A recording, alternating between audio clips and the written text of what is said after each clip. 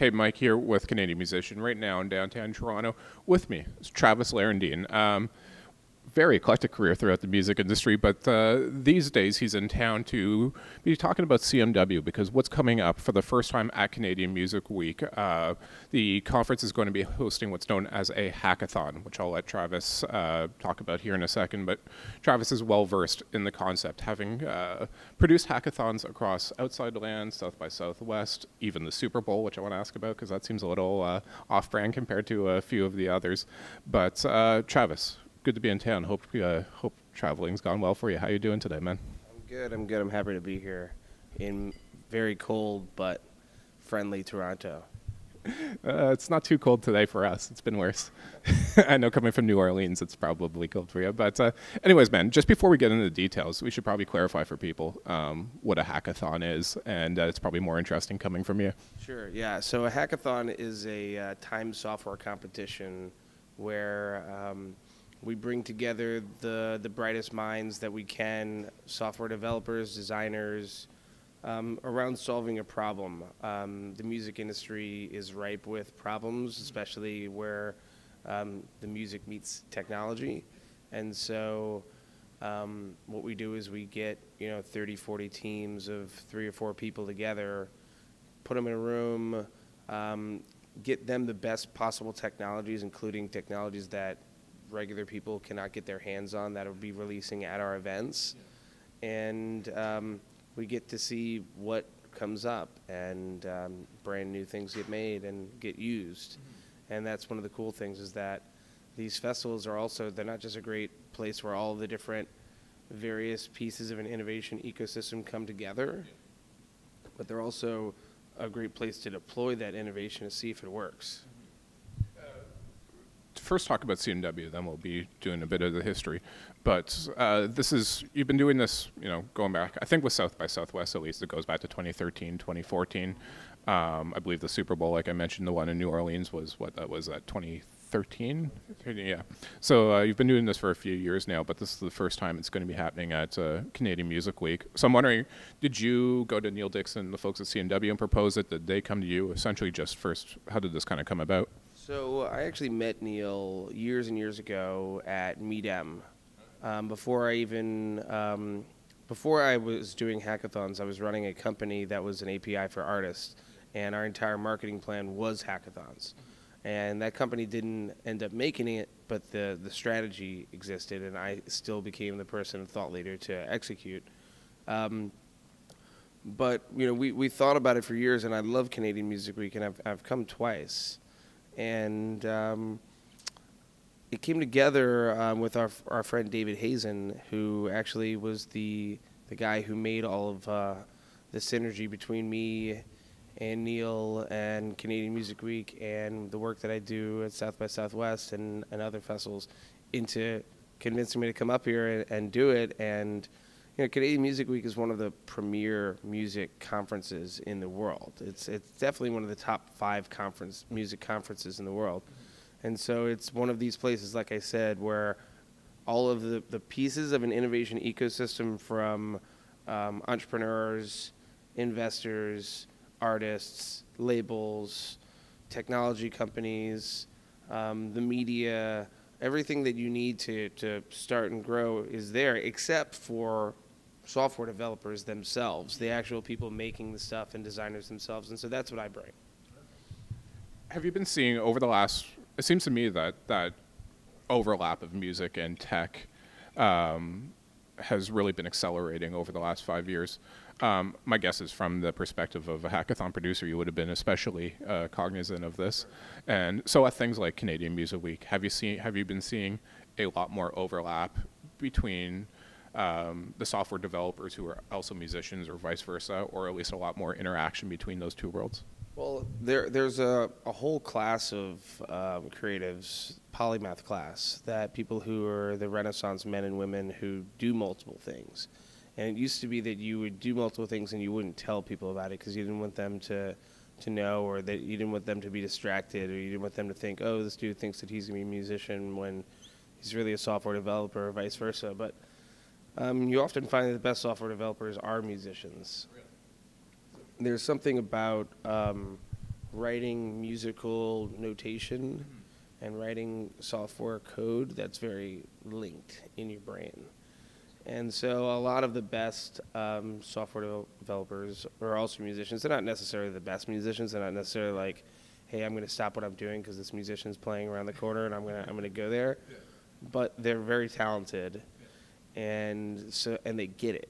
And I think that that's a really important thing is when you're designing a product, if you're designing it for yourself and you understand the problem, you're a lot more likely to solve it than someone who is a software developer who works for some shop and they're, building websites for lawyers or whatever the hell.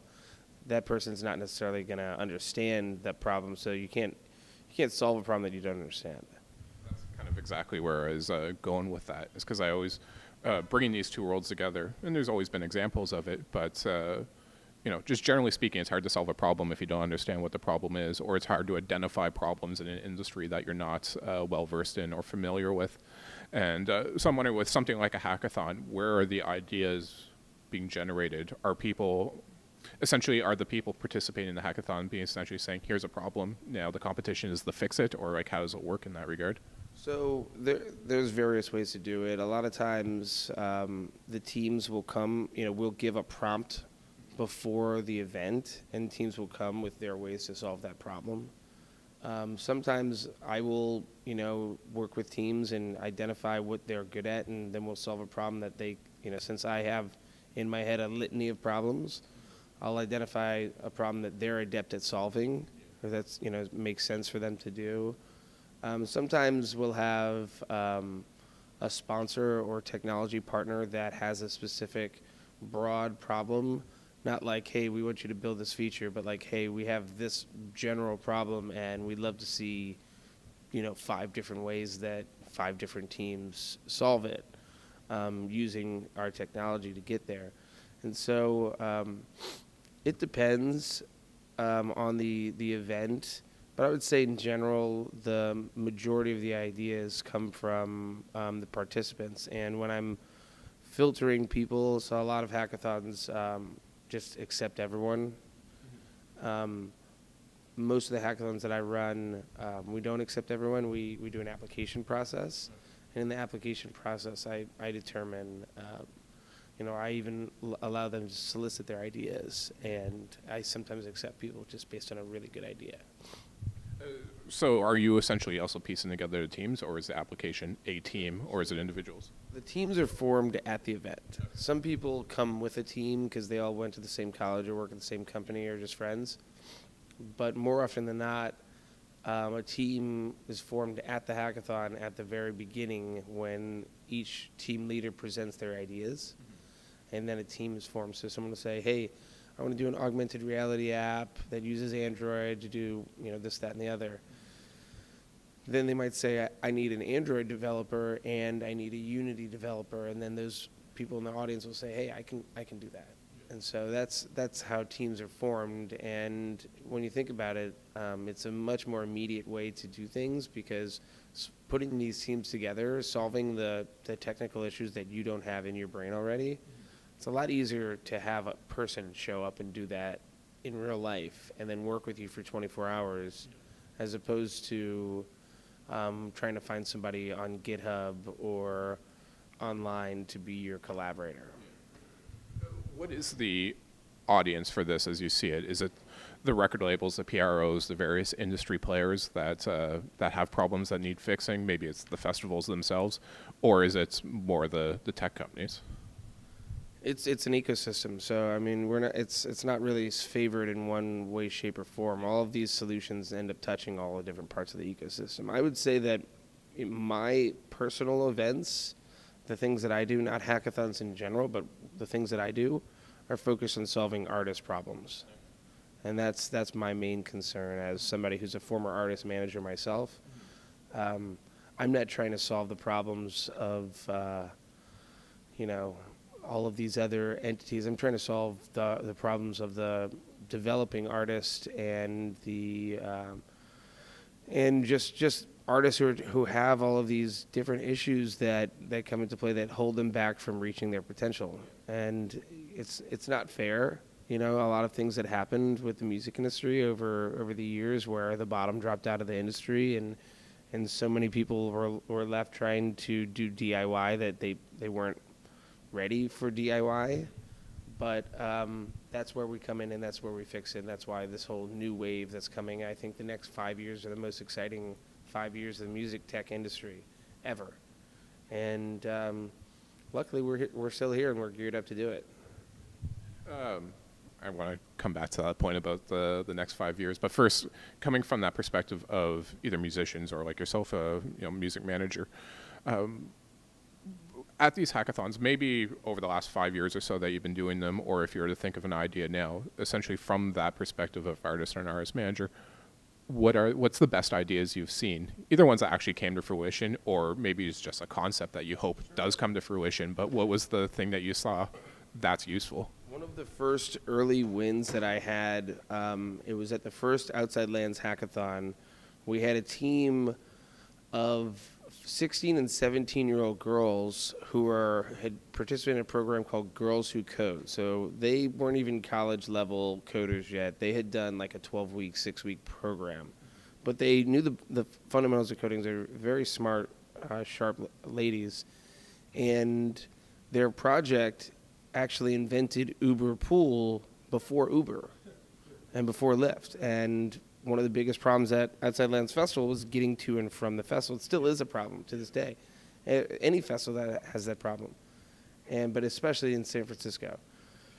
And so this team put together a ride-sharing app that worked inside of the festival app itself, and 100 people used it. And they beat this, 20, 50, who knows how much Uber was worth at the time and how much Lyft was worth, but they out-innovated them. And this was a team of 16 to 17-year-old girls who code graduates. So, that was a huge win. I mean, I've seen some amazing projects.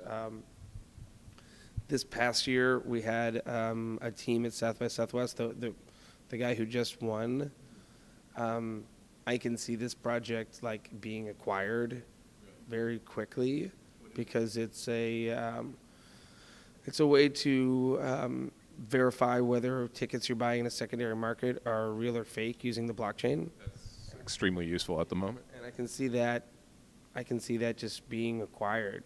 I can see some company or just a license deal happening. So it's an exciting time. I mean, with blockchain, with all these new things that are coming. What do the blockchain companies and what do they look to try and figure out their innovation things? They come to hackathons, and they try to put on hackathons. So we're right in the middle of everything that's happening, and the developers themselves. I'm so lucky that I've been able to be the engine that brings them all together and drives this innovation forward. And every single hackathon, I've never had a hackathon where I'm not like, wow, this was a real innovative thing that happened.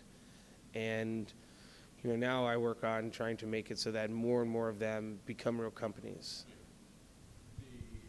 You've mentioned, well, first, as far as I see it, there seems to be kind of 3 dominant themes right now in tech as far as where future tech is going. And it's kind of Internet of Things, and then 2 that you've mentioned so far in this interview, which is artificial intelligence and blockchain. Blockchain is something I've actually just done a bit of writing about for the magazine as far as where it is and where it's going within the music industry. But I'm wondering, from what you've seen and trends that you've observed, and just generally what you think about what's going to happen, could we go through the 3 of those? And would you be able to kind of speak to where you think it's going specifically within the music industry? So let's, do you have a preference of where to start with the 3? All right, let's say Internet of Things.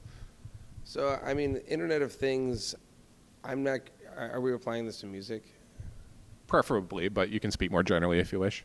I mean, the Internet of Things, I don't think has really hit hard in music at all yet, and I do see it coming in one way, shape, or form.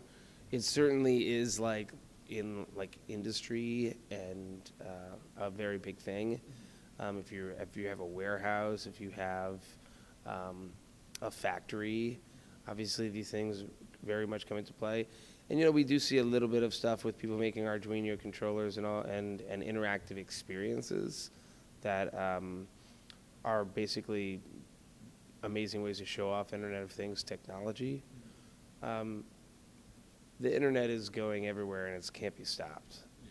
The Internet has a natural, you know, push towards the everyone having it and everyone using it and everything being connected, and it's not going to stop. But what's gonna change with the Internet of Things is how we and hopefully this will change with how we control them and how we get what we want out of the technology as opposed to the other way around. So it's the Internet of Things. I mean, I don't think it's really that super relevant for musicians, but for for the other two, I mean, you know, if we look at artificial intelligence, we have, you know, companies that do your mixing and mastering for you automatically. We have, you know, there's now with machine learning and advanced computing getting to the point that it is, there's now, I've seen projects, and I can't really talk too much about them, but I've seen projects that can predict hits and will put the A&Rs out of business because the computer can understand every song, can listen to every song. How many hours in a day for one A&R can they put in their brain? The computer can listen to all of them, but then also can absorb all of the underlying data and then can compare this against what that song is doing in the marketplace. And you can do that with 10,000 songs a day or however many songs are coming out. And therefore, the computer can identify what songs are going to be hits and which ones aren't.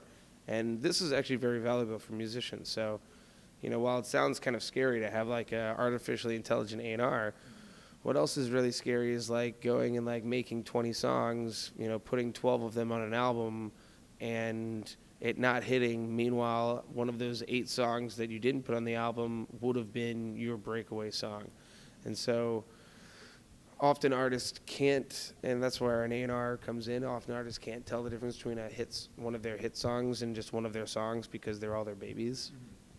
And so artificial intelligence can actually come in and be very, very useful because everybody can't afford to have an A&R, and everybody's not signed to a label that has an A&R.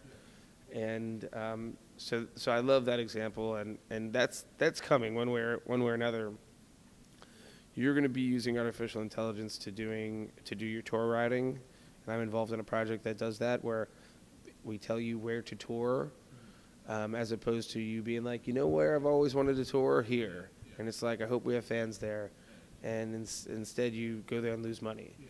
I know a lot of managers and agents are already using analytics, particularly from things like Spotify and Shazam analytics, to inform their tour itineraries already. But I guess what you're talking about would kind of take it to another level. Yeah, I mean, there's deeper, richer data sources than just Spotify and Shazam, and using those, and I have access to some of those products, and some products that people don't even know about, you know, that are really kind of behind the scenes products. Because I have access to that, I know what's coming, and this is definitely going to be a regular thing in a very quick amount of time. People will be using artificial intelligence in their music careers, whether it's, like I said, having a computer automatically mix and master your music, having the computer tell you which songs to release and which songs not to, or tell you which parts of songs people resonate with and which ones don't, and then your tour routing. And what's going to happen is that, you know, as a result of that, people are going to get signed like Moneyball by like the computer, where there's going to be a machine that's going to say, hey, Universal Music, this guy right here in Toronto is the next big star. And that's not going to be some A&R telling his boss that. They're going to send the A&R to go out there and meet the guy, but the identification process is largely going to be from computers. Simply as a music fan, how do you feel about this? Like when people have, now it's coming to fruition, but there's always been kind of that future-looking predictions about what AI could mean for music, and people kind of, one of the comebacks has always been like, yeah, but computers can never mimic soul. Know what I mean? And to an extent that's true, but you know what?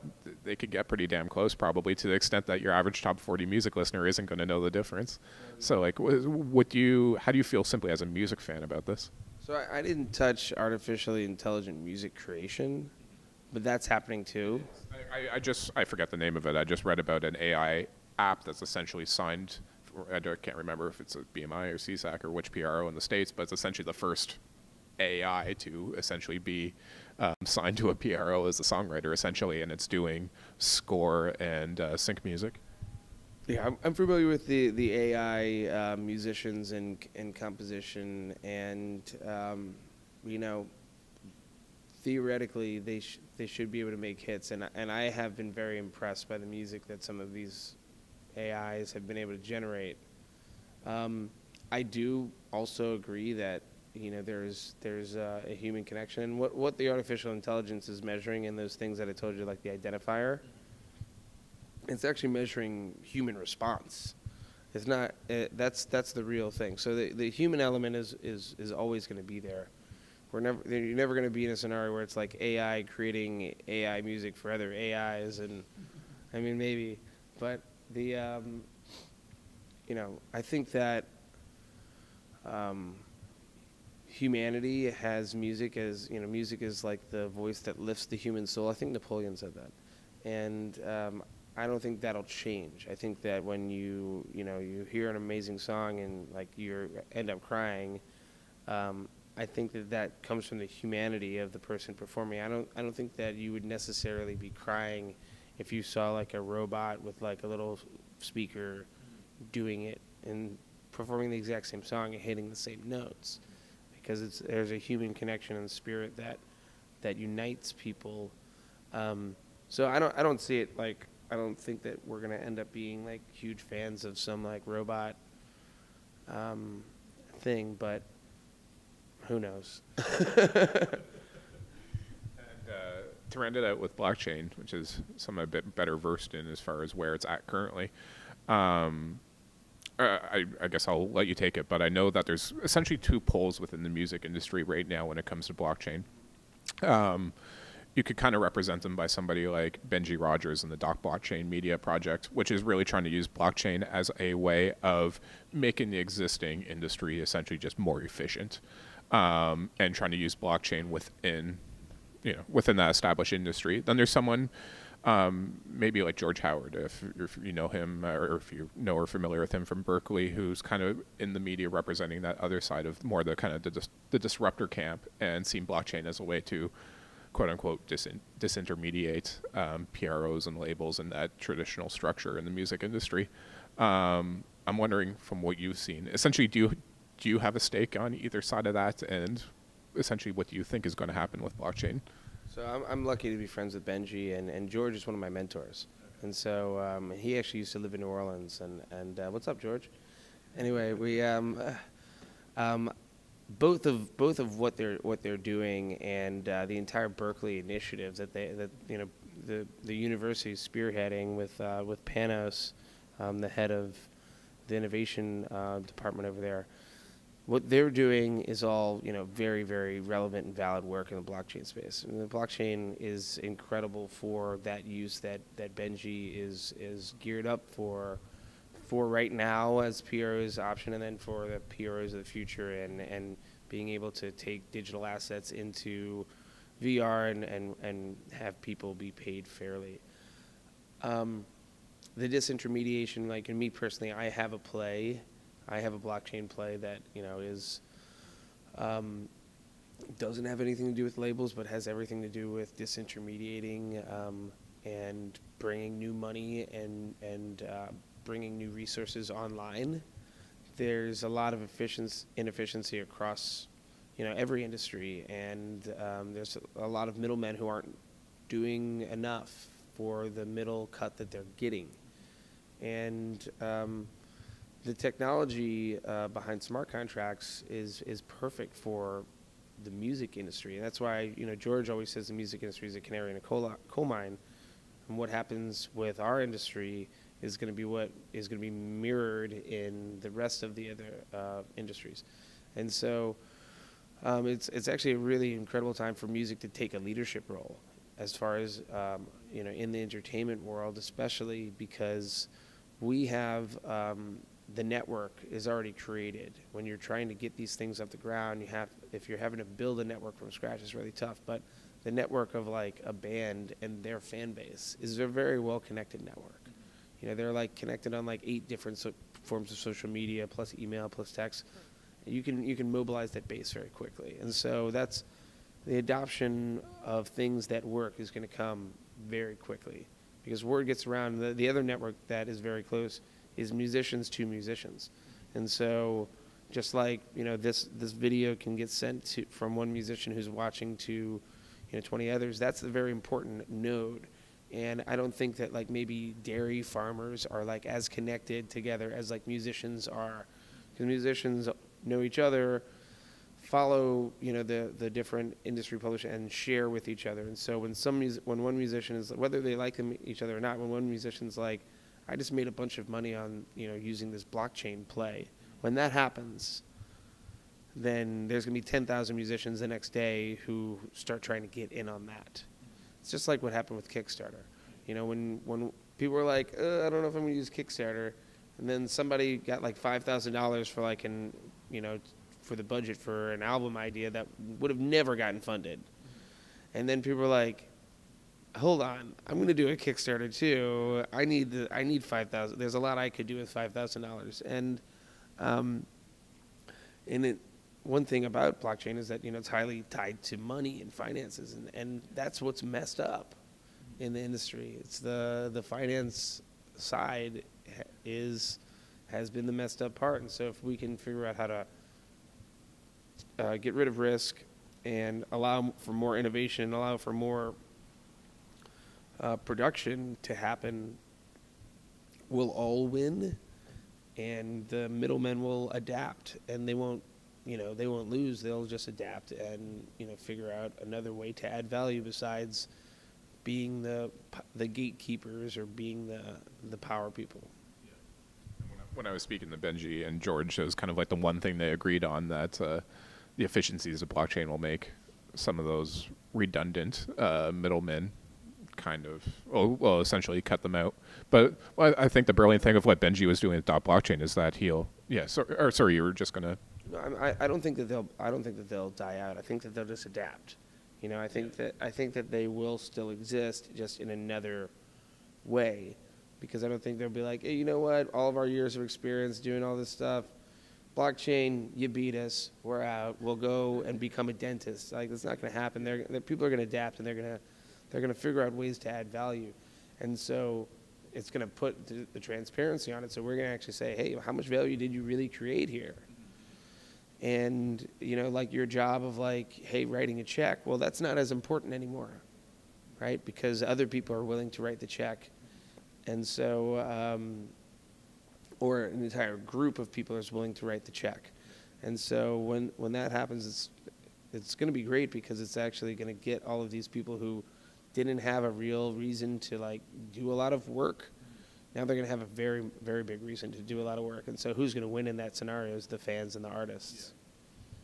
Yeah. And, I guess in the less disruption camp with Benji, he had the very bold prediction that I think he predicts within 10 years, if the blockchain that he envisions, the efficiencies that he envisions. And the thing that's unique about him is he's one of the few blockchain proponents that really tries to cut out the whole cryptocurrency aspect of it and essentially just use the inherent efficiencies of this digital ledger and whatnot, and smart contracts to essentially just make the whole music licensing process more efficient. And he predicted that the recorded music industry could go from like 25 billion to 100 billion in under 10 years just by using these efficiencies, which would be a hell of a prediction. It would make the industry, I think, more valuable than it's ever been, and which is not something that I've seen anyone else predict. No, there are big inefficiencies in the market, and there's untapped wealth and resources out there that will be tapped in the future.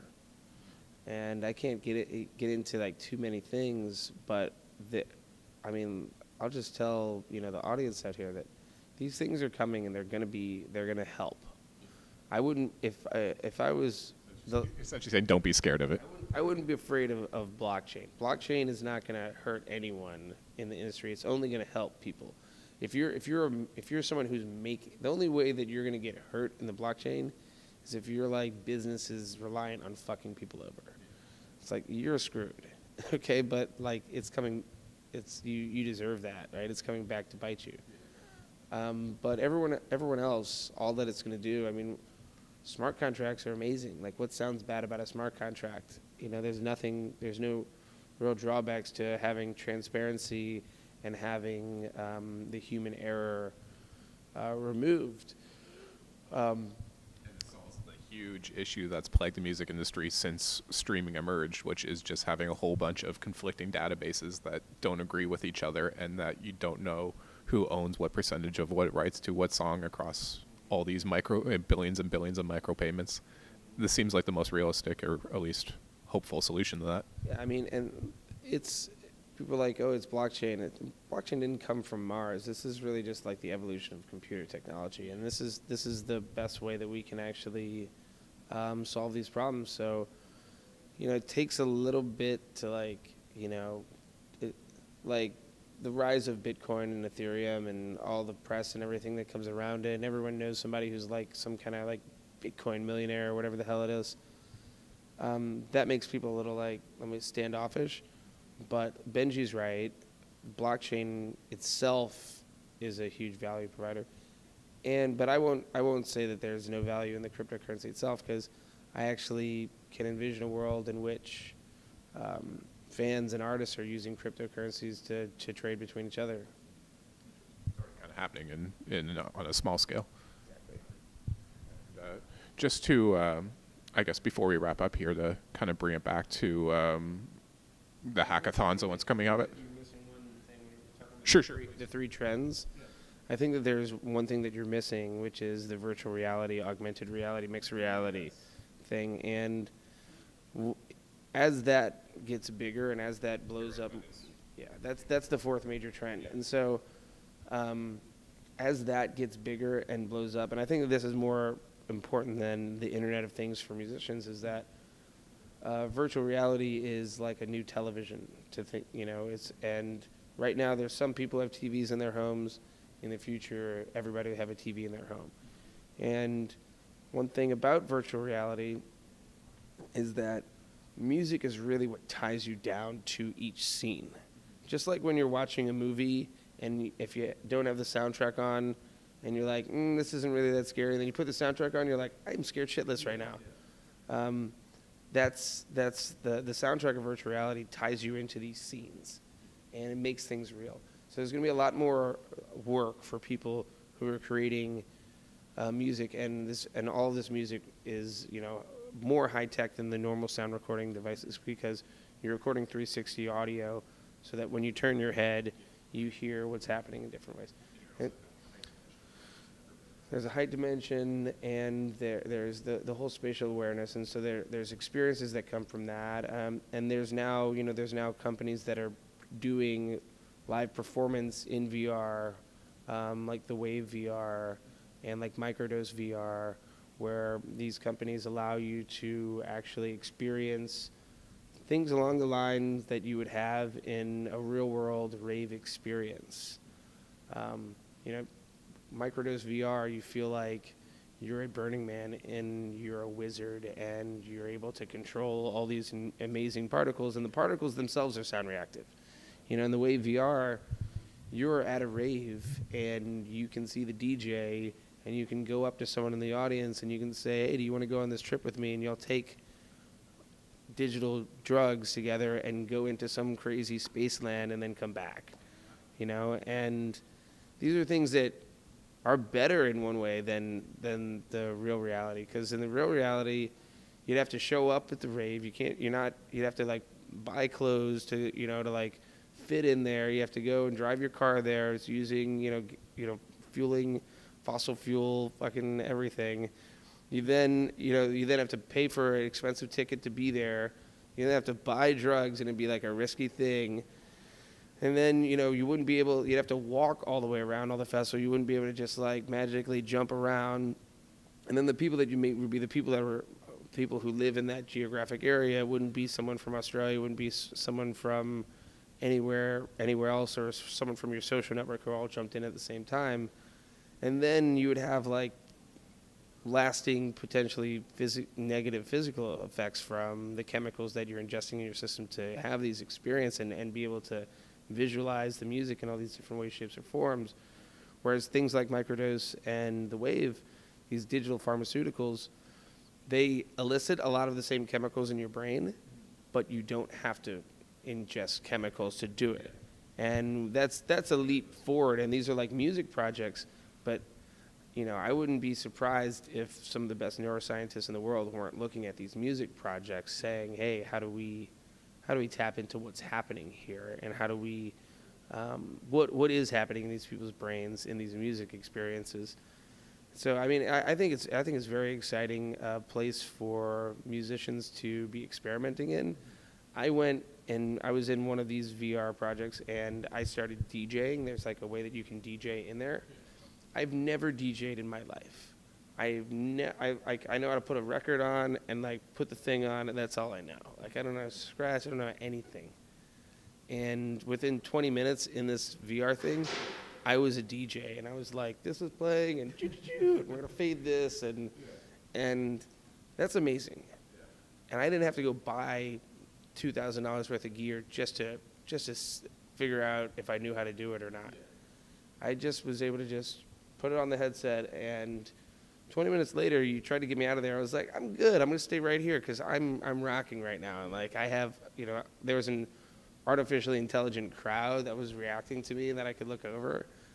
And it's one of those experiences, I'll never forget it. And, think about how that's going to impact when you think about music creation. So if it's that easy for me to DJ, think about creating music, and instead of having Pro Tools, clicking around, imagine being able to create in VR and be able to control Ableton and control all these different things. Music creators are going to be taking to the next level. People who I know who are the graphics creators are creating graphics in 3D. And the stuff they're able to make is so much more impressive because the canvas is bigger. And so it's like VR, I think, is a way to like broaden like the musical canvas and tool set into the whatever the imagination can think of. I mean, the instruments of the future are going to be in VR.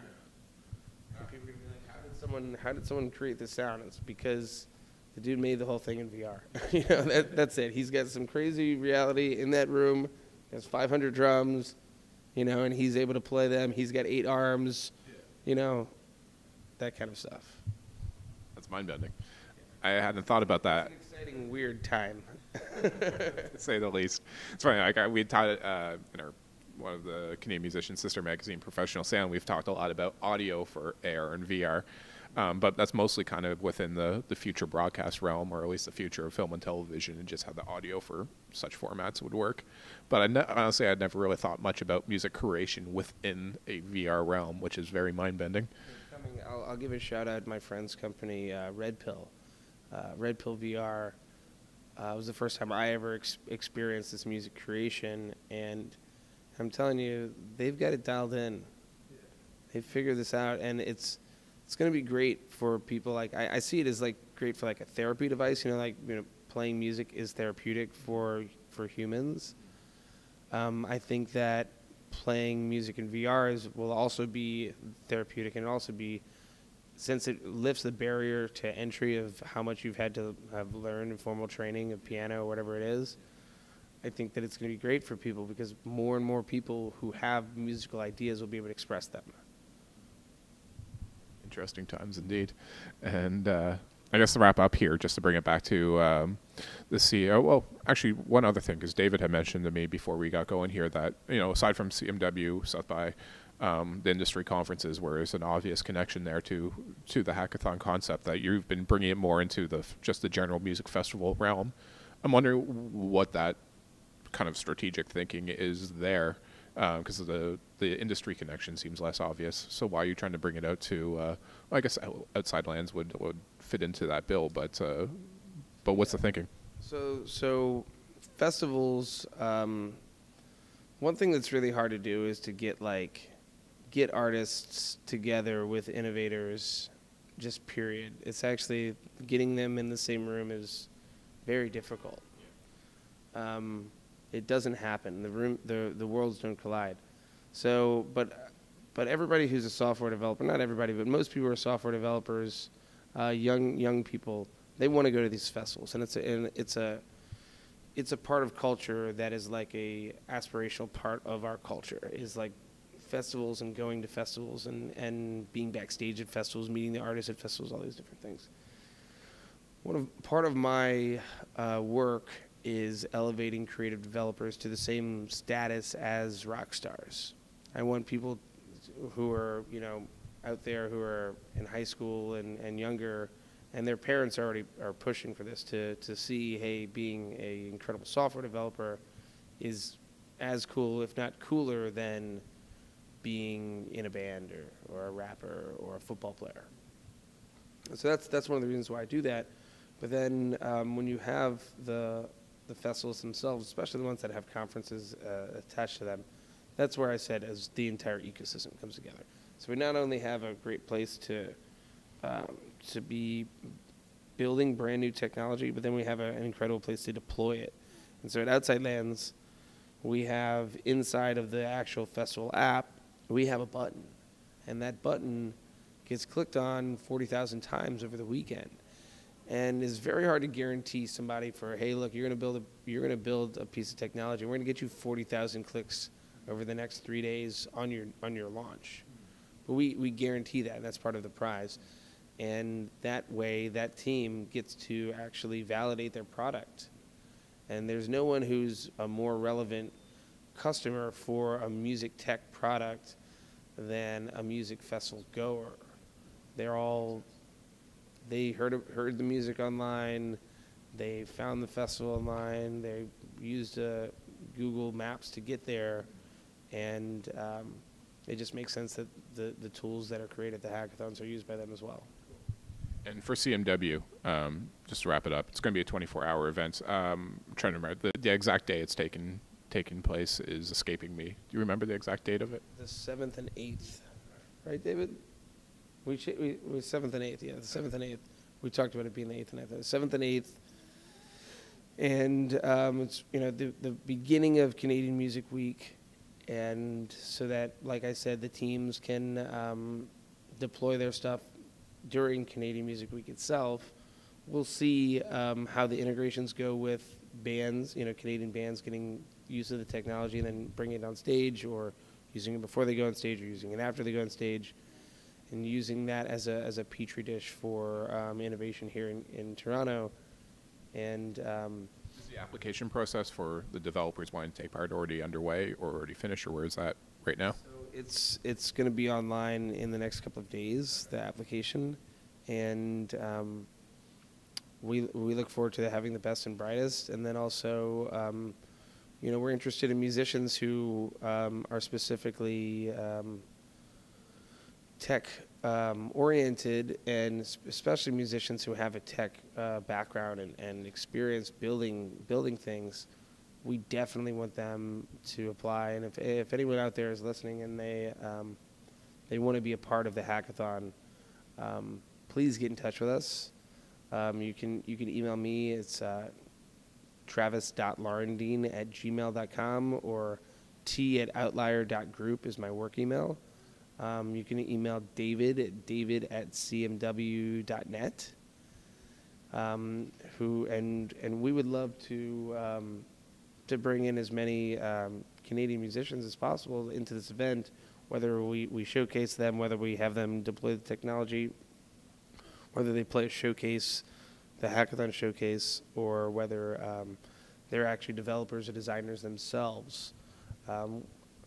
that's going to be the magic part of this event, is where they work together, is where musicians and innovators work together, and it's even better when the musician is an innovator themselves. Well, Travis, this has been an incredibly fascinating conversation, man. And again, Travis Laurendine, hackathon producer. I don't think I mentioned Codemakers, which is your hackathon producing company, right? So I have a company, it's called Codemakers, and it was we created it for the Superbowl Hackathon, which wasn't supposed to, so you were asking about the Superbowl Hackathon. Superbowl Hackathon was my first hackathon. Yeah. And, I come from the music space. I was asked to help the Superbowl tech team. They described a problem to me, and I said the solution is that we should just do a hackathon for this. And it became the most famous hackathon in the United States history at the time. It was on CNN. I was on headline news, and no hackathon had ever made it to TV. Yeah. And the hackathons hadn't really made it to major magazines and print yet. It was really just an internet thing. And they hadn't really made it outside of Silicon Valley for the most part. And so, that was part of the rise of hackathons, and I was in the right place at the right time to help do that, and I followed up with nothing but music hackathons. And I don't remember how we got to that question, but yeah. But now I have another company that's called Outlier Group, and Outlier Group is all the best people that I've met from my career and from running these innovation events. I meet outliers, and they're people who are totally different than everyone else in their class, and they need a specific, set of resources and tools and teams to make their things happen, and that's what my group is. And so that's me. It's like my white glove service. When I meet somebody and they inspire me and they're really special, I just then work with them and for them to help make their dreams come true. Well, that kind of sums up better than I could have. And again, Travis Laurendine, man, I'm looking forward to the hackathon. It'll be my first one that I'll see in person, and I'm looking forward to seeing what comes out of it. But first and foremost, just thanks for making so much time for this. I really enjoyed this, man. Sure, thank you.